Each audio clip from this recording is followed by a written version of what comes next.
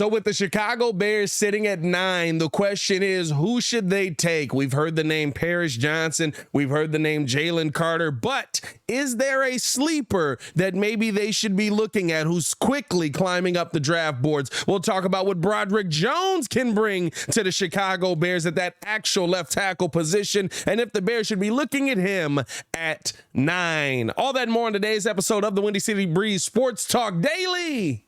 Let's go.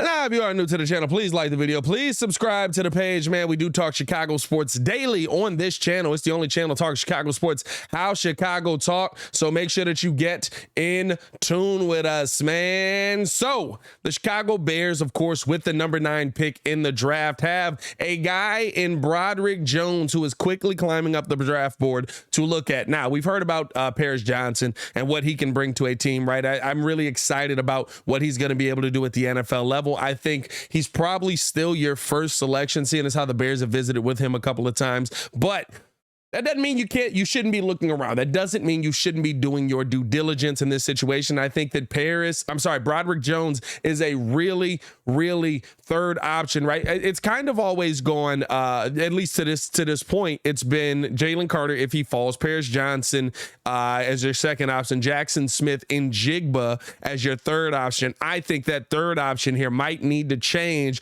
or if you figure out anything with Paris Johnson that maybe you feel is more of a right tackle, maybe you're not high on Braxton Jones, you want to move back in the draft to try and go get a Broderick Jones. I don't know if that'll happen, right? Like he's moving up pretty quick. He might even end up being the top tackle in this draft with his talent. When I was doing his tape breakdown, I mean, let's start with the pass pro, because that's the thing that's most important with Chicago Bears here, right? Everybody wants to see the Chicago Bears go out and find a guy that's going to be really good in pass pro. And I think, honestly, right, like I like him better in pass pro than I like Paris Johnson, if I'm being 100% honest. I look at his talent and how he's so quick getting out of his stance, has a really good punch when coming out of it. I mean, he's throwing that right arm immediately. He's changing the trajectory of guys pretty much right off of the snap, right? And I really like that. And then he's able to get his body low enough to kind of keep himself in front of the defense. And I think that he does a really good job as well of creating or maintaining that edge in the pocket. That's the one thing, right, that I look at Braxton Jones and I have a little bit of pause with, have a little bit of question with. I think that Braxton Jones does get out of his stance really quickly. I think he is able to attack his defender really quickly out of that stance, right? But I don't feel like he maintains that edge as well. He's able to get that first initial punch, get guys moved out, but how do you keep guys moved out? Now, that does go into a little bit of Justin Fields as well, right? It's not like it's 110% on Braxton Jones. Sometimes you're asking Braxton Jones to maintain a 4, 5, 6, 7 second pocket. That's not realistic, especially with what we had coming up the middle there. But when I look at Broderick Jones, right, I feel like he's a guy that does a really good job of maintaining that edge out of the pocket. I thought that he did an excellent job at Georgia, and I ended up watching a couple of games and just watching some film breakdown, some game tape breakdown, and I thought that he really, really did an excellent job of keeping himself in front of the guy and just taking guys out of plays. Now, there are some question marks that come with him as well, right? I think mostly, to me, right, when I look at the Chicago Bears, it's because we run a very zone scheme when it comes to running the football and just how we run our offense, right? It's a very heavy zone. When I looked at him, I saw that sometimes he would struggle in the zone because it's more of just being in a space, right? It's not you just one-on-one. It's about you having to take up a space, maintain a space. And I feel like Broderick Jones sometimes wouldn't take the right angle. I feel like he wasn't always, excuse me. I feel like he wasn't always throwing the best block. He wasn't in a position to throw the best block in some of those situations. I saw a couple of plays where he's just throwing the shoulder at a guy, just trying to put a body on a guy. That's not what you want to see really in a zone blocking scheme. But the thing that I love about him is that he has an ability to learn. Not only, I will say, I did see that while I saw it early on in the season. I saw it clean up a little bit more towards the end of the year. And I think those are the things that you want to see. It's not just about what a guy can do coming out of college. It's also about what could a guy do coming into college, and then how much did he learn off of that. That's the one thing that I like about what I saw from Broderick Jones, right? I thought that he really had when you're talking about a push, when you're talking about a growth, I thought he had growth with not that much time, right? That's the one thing about Broderick Jones that you do have to take into account. He didn't have a ton of time to gain all of these skills. Redshirted his first year, was finally able to get out there, only played 11 games, declared for the draft. Those are things that could be a little bit of a concern for you, right? Does that make him more of a project than a Paris Johnson? 100% it does. And maybe that's why you feel like a Paris Johnson should still go over a Broderick Jones. But to me, I see this guy as a guy who maybe he is a project, but what's the ceiling on this? I felt like there was a lot of learning. There was a lot of growth in Broderick Jones throughout the season. And so it does get me excited. Now, here's the thing. This isn't a slight to either guy. It's not like it's a Broderick Jones over Paris Johnson.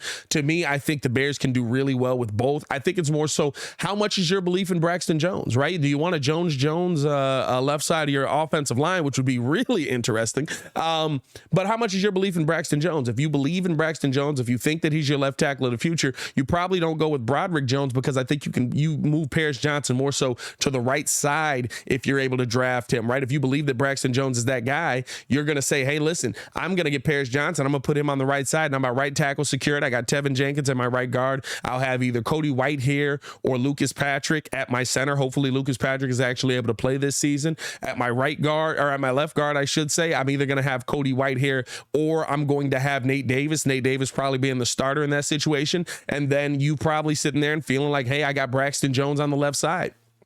That's if you take Paris Johnson. To me, that changes a little bit. You're still in the market for more of a right tackle. Maybe you try Tevin back at right tackle. Maybe you try Larry Borom at right tackle. Again, that's the side where Justin can see things coming his way. So it's not as it's still very important, but it's not as major, right, for him to have somebody watching his back on that one. But maybe you throw a Larry Borom back in that situation if you go with Broderick Jones. Right guard, again, Tevin Jenkins. You still have the same center, right guard or left guard situation, but maybe at that left tackle spot right now, you hold on to Braxton Jones there. I want to know how you guys feel, man. Let me know in the comments below. Do you think the Bears should be in on Broderick Jones? Is Broderick Jones a sleeper for the Chicago Bears that they should be watching as he comes up through the draft? I'll be down in the comments talking with you guys as well. I love this kid's tape. Breaking down the run pro, right? Like I talked about the zone blocking a little bit.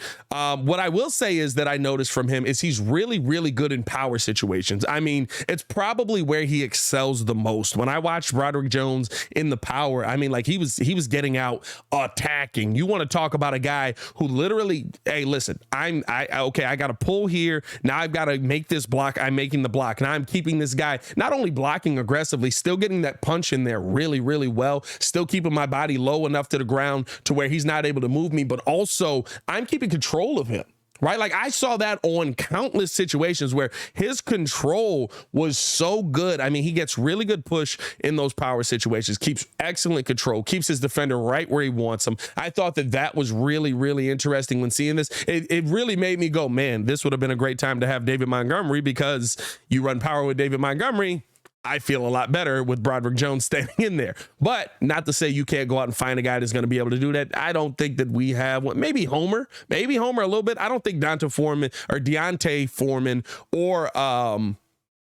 or who am I thinking of? Or Khalil Herbert are going to be those guys. You're probably going to run more of a zone run scheme with them in both of those situations. And those are your two starting running backs. But again, when I look at Broderick Jones, things that can be learned, things that can be gained from his game. I'm not sitting here telling you that Broderick Jones is not an answer at the left tackle position for the Chicago Bears because he's not great in the zone scheme right now. I saw him improve on it from games early in the season. I watched a couple of games of him early in the season, and then I watched a couple of games of him later in the season, and man, I'm talking about this guy came out and it was almost like night and day, right? It was almost like he was a very different type of running back. Also at Georgia, they don't run a ton of zone. That's the other thing you get to. Like when they ran zone, it was like he was in the wrong position. He wasn't able to make the block that you were looking for him to make. But he was also in a situation where that's not something that he had to do every play, right? So now if he's in the Bears system, is he going to have that in his mindset? Okay, this is what I need to learn. This is where I need to be,